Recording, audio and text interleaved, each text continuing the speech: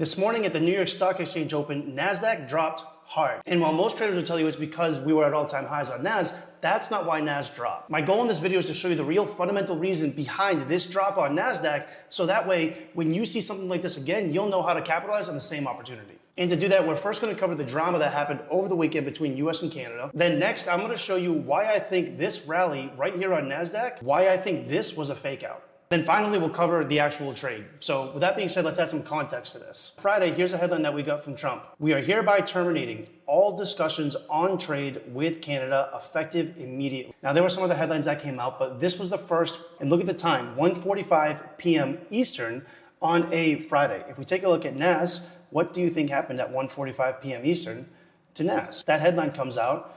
Market fear, Nasdaq drops. We ended up getting this drop here. So when we see that increase in tensions or trade wars or whatever it is, and we can see market fear, we see the markets reacting, that's when I'm going to be looking for that drop, right? So that happened on Friday. This is the first thing to point out. Then when we come over to Sunday, Canada strapped its digital services tax targeting US technology firms late on Sunday, right? So right before the market opens, now they pull that back because on Friday, these tariffs was the reason why they were terminating all discussions on trade with Canada. So now Sunday, they pull that back. So going into Monday, I'm starting off where I'm like, I know that I want to pay attention to any headlines that come out from Trump or Canada regarding this whole situation. But as long as the markets stay optimistic, right? Canada pulled back, I'm going to be looking for Nasdaq to push higher. Now at 8:30 a.m. during New York session, we get a headline from Canada that says, they imposed new tariff rate quotas on imported steel products from non-free trade agreements.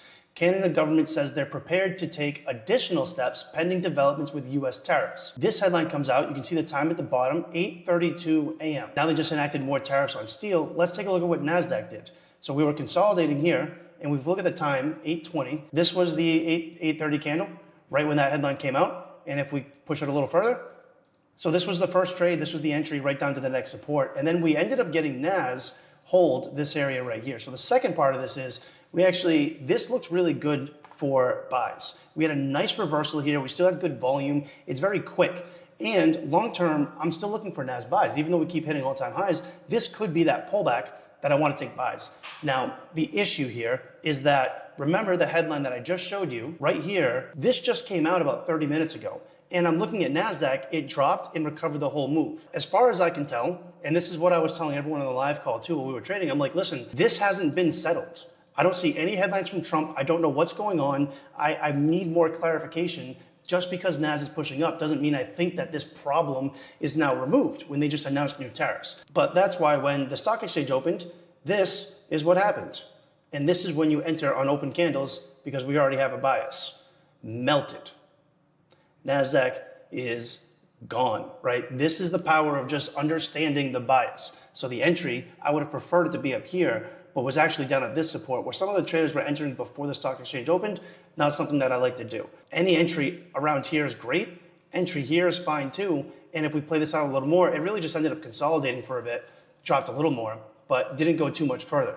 Now, having the bias is super important though, because had I not understood what was happening or why I wanted to take sells. If I'm looking at just technical analysis here, I'm actually looking at this pullback to take buys because when you zoom out, we're obviously very bullish on Nas. I'm not going to be selling Nas just because we're at all-time highs. A lot of traders like to just take sells when we're at all-time highs on something, and I really dislike doing that. This drop was not because we're at all-time highs. You can literally see the headline and the reaction from the markets at the exact same time that Nasdaq dropped. So if you're one of the traders that think that just because we're at all-time highs that I need to be selling it, be careful with that. You're better off just letting the pullback happen and following the bias and going along with it. Unless if something like this happens where I have reasons to take the sells, then I'm gonna take the sells. And in order to do that, you have to be on top of the news, you have to be on top of the markets, which this is how, in my experience, you actually stay profitable trading.